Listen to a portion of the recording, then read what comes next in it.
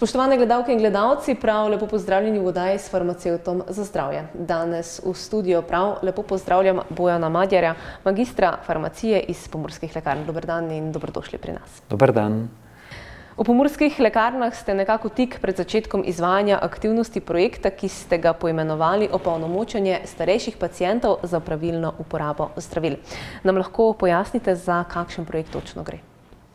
Ja, res je. Gre sicer za projekt, ki se je začel nekako lansko leto, v spomladanskem času. Smo se odzvali na en razpis, imenuje se Erasmus Plus 2021, ki je ponujal sredstva za določene projekte z področja izobraževanja odrasle populacije. Že vrsto let si prizadevamo z različnimi aktivnostmi na tem področju, tako da smo se odločili, da bi se prijavili. En izmed pogojev je bil, da gre za mednarodno sodelovanje, tako da smo potem povabili k sodelovanju lekarno Čakovec, ki so se na to našo povabilo tudi odzvali, tako da smo skupaj potem pripravili ta projekt, kot ste ga poimenovali. Nekje maja smo dali potem to vlogo oziroma opis projekta, pač glede na to, kar je treba vse navesti. In jeseni potem smo tudi dobili potrditev, da smo bili na tem razpisu uspešni, kar nekaj projektov v Sloveniji so potem seveda omogočili, tako da nekje od novembra dalje pa do konca oktobra letos je čas, da se potem ta projekt ko smo si ga zastavili, tudi izvede. Kaj je nekako sledilo po sami novici, da ste projekt uspešno prijavili? Ja, seveda, treba se je bilo lotiti dela, da ne bi že takrat imeli z vlogo veliko dela, moral si vseeno opredeliti, kaj boš počel, tako okvirno, koliko te bo kaj od tega stalo, predvideti finančna sredstva, kar dober načrt projekta narediti, ampak vseeno. Seveda, potem, ko se je treba lotiti tega, smo se najprej malce pogrupirali, se pravi, znotraj obeh zavodov smo poiskali naše sodelavce, ki bi bili pripravljeni sodelovati. Vseeno delamo v lekarnah, kjer smo moramo biti dosegljivi ves čas odpiralen, tako da vsi ti ljudje, ki sodelujejo pri tem projektu, potem morajo najti izven rednega dela čas, da se pripravijo vsebine. Se pravi, najprej smo naredili skupine, ker bomo izvedli različne aktivnosti, potem so pa te skupine začele pripravljati vsebine.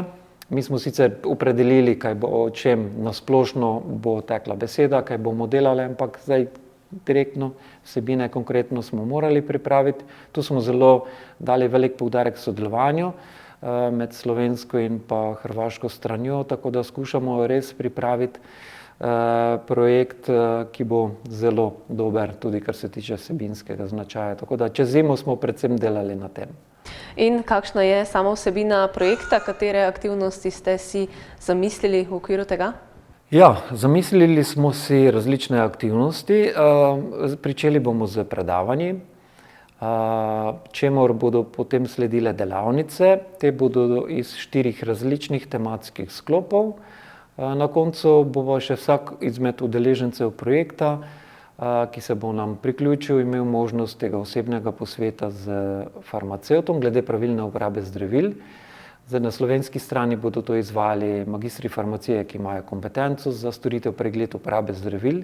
Gre za storitev, ki je že nekaj let izvajamo. Je pa res, da pri nas je samo plačniška.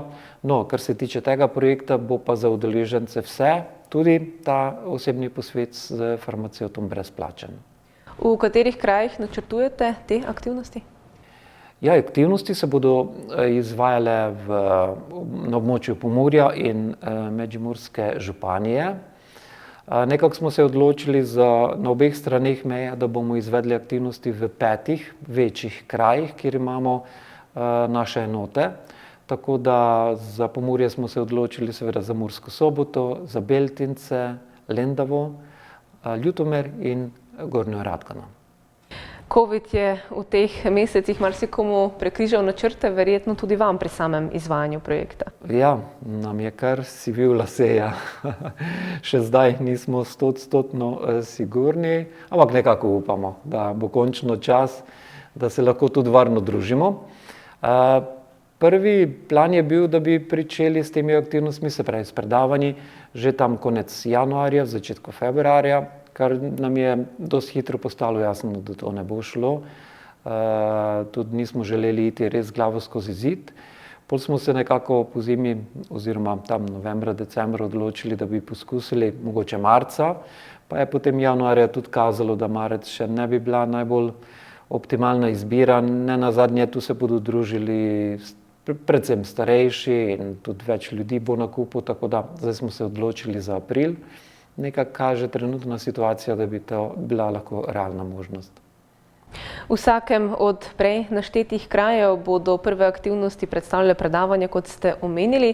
Kaj bo tema predavanj, kaj bodo nekako udeleženci na teh lahko spoznali?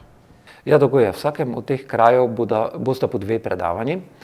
Zdaj malce nam je ta epidemija res zagodla in zdaj smo se odločili, da bi te predavanje nekako združili oziroma da bi jih izvedli v enem kraju v istem dnevu. Vse predavanje bo tako pol ure do 45 minut dolgo, seveda je tudi odvisno od vprašanj, ki jih lahko postavijo posamezniki, seveda tudi na predavanjih. Predvsem seveda z vidika pravilne uporabe zdravil bomo pristopali k tem predavanjem.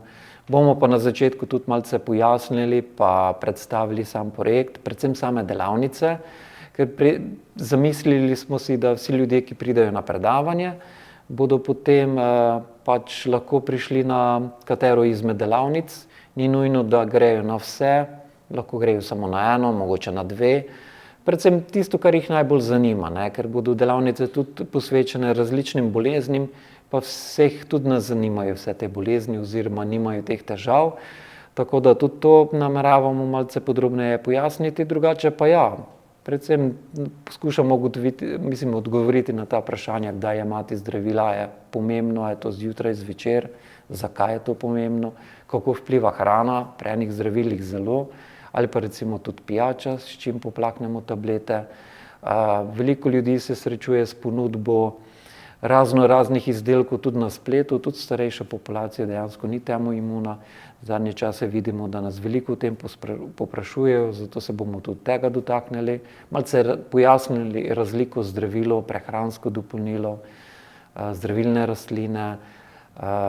Samo zdravljenje bo tudi en tak del zaobjel, predvsem teh pomembnejših težav, pa nekako bomo skušali predstaviti na kratko te pogoste izdelke, po katerih tudi ljudje poprašujejo.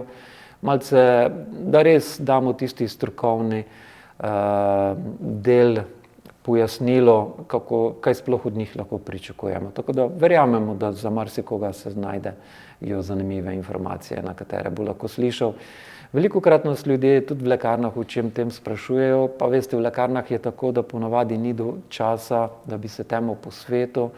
Zato se mi zdi tak projekt zelo fajn, ker nudi nekega strokovnjaka, ki lahko potem na vaše vprašanje odgovori oziroma tudi opozori na kakšne zadeve, na katere niti nismo tako pozorni in niti se ne zavedamo, da imajo lahko bistven vpliv na naše zdravje. Vsekakor veliko zanimivih in predvsem koristnih informacij bodo dobili. Vsekakor. Celo zimo so se ti ljudje, ki so sodelavci pripravljali te vsebine, res potrudili in vse to, kar sem do zdaj videl, smo naredili en zelo, zelo dober projekt, tako da bo zelo dobrodošel. Magister farmacije Bojan Madjar, najlepša hvala za vse danes povedano in seveda uspešen začetek projekta vam želimo. Hvala. Spoštovane gledalke in gledalci, toliko v današnji oddaji s farmacevtom za zdravje. Do prihodnjič, nasvidenje.